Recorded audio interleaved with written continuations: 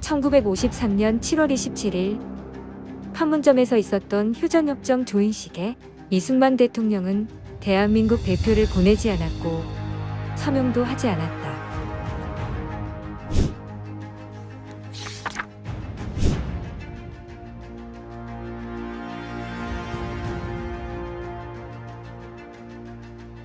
북한 정권의 비겁한 기습 남침으로 국토가 난장판이 되고 3년 1개월간 피 터지게 싸운 결과는 거의 원위치로의 복귀였다. 대통령은 다 이겨놓은 전쟁을 미국이 망쳤다고 생각하고 있었으므로 도저히 이 휴전을 받아들일 수 없었을 것이다. 휴전협정 조인식을 보도한 1953년 7월 29일자 조선일보의 사회면 머리기사 제목은 오고야만 휴전의 날, 통일 쟁취는 이제부터였다. 판문점에 특파되었던 최병우 기자는 그 뒤 한국일보로 옮겨 대만 해협 위기를 취재하던 중 타고 있던 함정이 침몰할 때 순직했다. 백주몽과 같은 11분간의 휴전협정 조인식은 모든 것이 상징적이었다.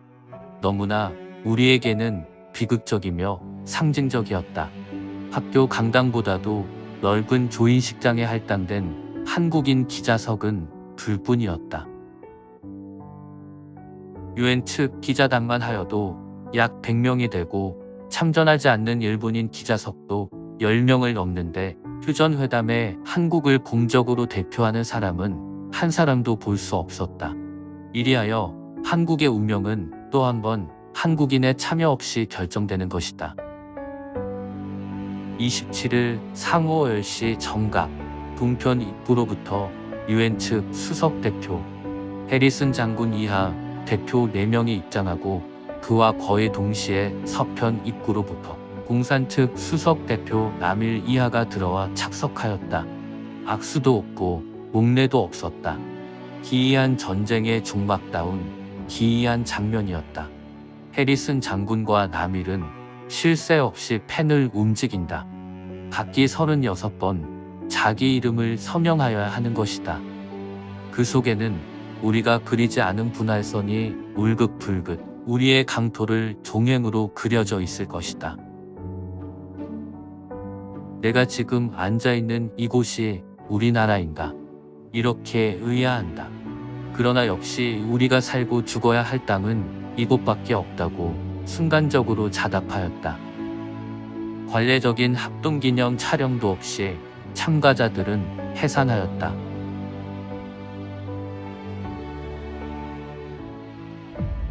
(2023년은) 1953년 한국전 휴전으로부터 70년이 되는 해이다. Only for more ammunition and arms, and we didn't ask for American troops to be sent. We will do all the fighting and dying for defense of our homeland and for the peace of.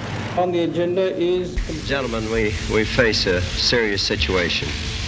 We hope we face it in the cause of peace.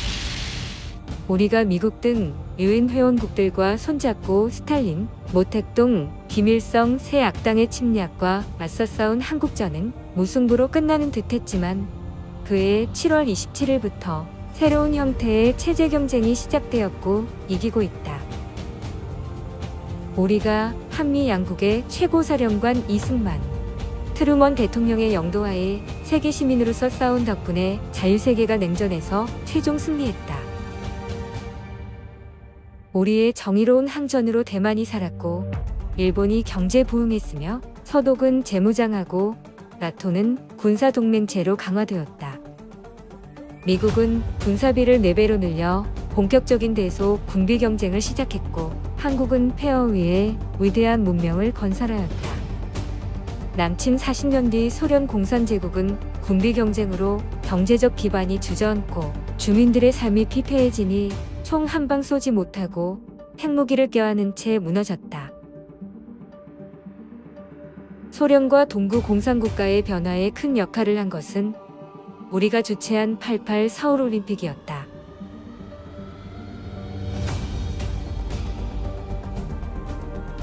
소련과 동독이 메달수에서 1, 2등을 하고 선전 매체들이 경기뿐 아니라 한국의 발전상을 열광적으로 중계방송을 한 것이 오히려 주민들에게 우리는 뭐냐는 문제의식을 심어 1989년에 공산권 대붕괴로 이어졌다.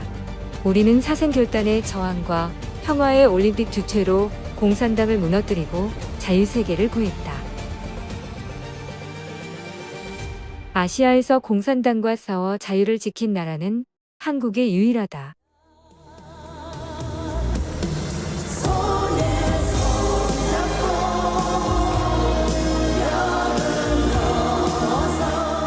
지난 70년 한국인의 가장 위대한 결단은 괴물과 싸우되 괴물을 닮지 않았다는 점일 것이다. 민주주의를 희생시키지 않고 키우면서 공산주의와 싸웠다.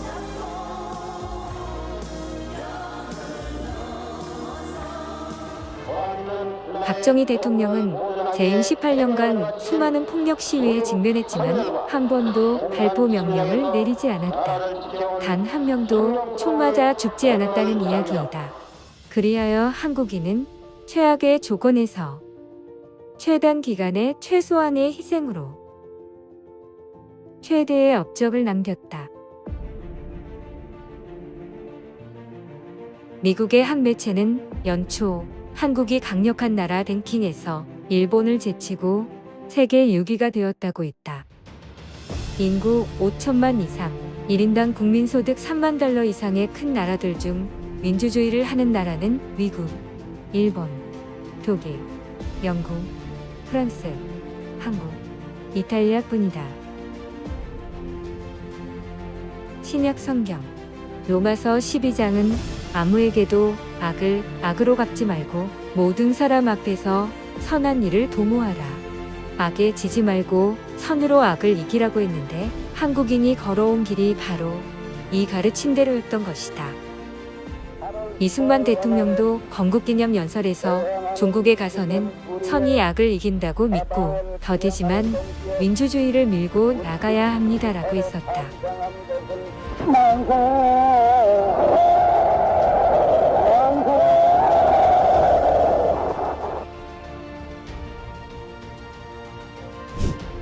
이승만 대통령은 한국전 때도 언론 검열을 폐지했고 역사상 최대 규모의 선거를 했으며 특히 직선제 개헌을 했다. 한국인은 직선제 쟁취를 말하면서 최초의 직선 대통령을 독재자로 몰았다. 한국전은 세계사적 관점에선 자유를 지켜낸 정의로운 전쟁으로 평가받지만 한반도에서만은 문제가 풀리지 않고 있다. 작금의 국제정세와 나라의 분위기는 올해 자유통일의 문이 열릴 것이란 예감을 갖게 한다. 눈물로 써온 70여 년의 한국 현대사는 더 그레이티스트 스토리 에버 톨드 인류 역사상 가장 위대한 이야기로 기록될 것이다. 누가 뭐래도 대한민국은 착하게 살아왔다. 부채의식도 열등의식도 노예군성도 필요 없다. 올해 한국인은 세계 앞에서 당당해져야 한다. 세계 6위의 국력에 맞는 큰 인물이 되자. 개혁이, 식민지, 해방, 건국, 전쟁의 격동기를 거친 뒤에 얻은 자유와 평화의 전후 70년. 우리는 산업화, 민주화, 세계화, 복지화를 성공시켰으니 이제는 통일이다. 전후사 70년의 여세를 몰아 세계 시민들과 손잡고 자유통일로 직진하자.